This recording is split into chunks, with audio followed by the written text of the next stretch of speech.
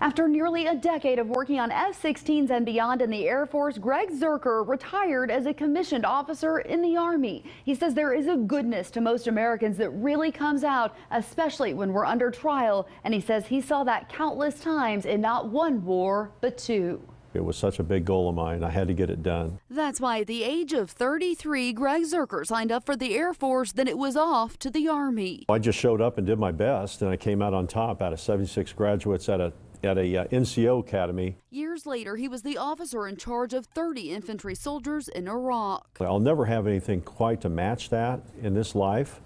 And it was a wonderful experience. It taught me a lot about myself and about human nature that I didn't even know at that time. Zuercher says at the time, Iraq was a very dangerous place where explosions, casualties, and devastation were common. Serving in the military is not something you do lightly.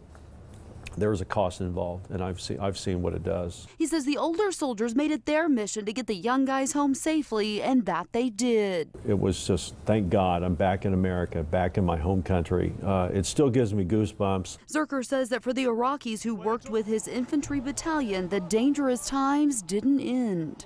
His next door neighbor was shot dead, laying in the front of his house with an Arabic sign saying "Death to all betrayers" on his house. He says he'll cherish this letter from an Iraqi interpreter.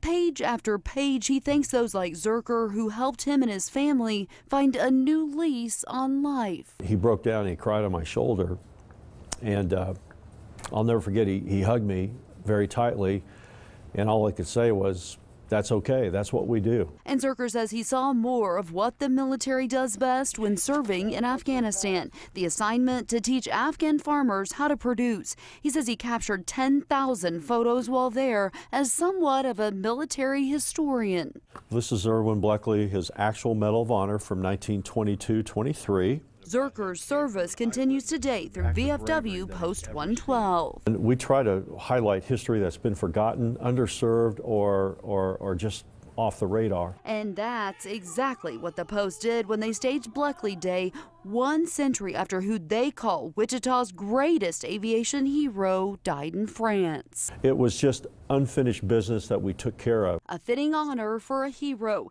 thanks to someone who knows what it's like to put service before self. Zuercher's assignment in Afghanistan didn't take him too far from his own roots. He was raised on a farm outside of Whitewater. Here for you, Gwen Bevel, KSN News 3. Tonight, we salute Greg Zuercher for his service in Afghanistan and Iraq. On behalf of DeVaughn James Injury Lawyers, we're honored to be here with Greg Zuercher. Greg served with the 2nd 137th Infantry Battalion and was twice deployed, once to Afghanistan and once to Iraq. Mr. Zuercher, thank you so much for your service. Thank you very much, Richard.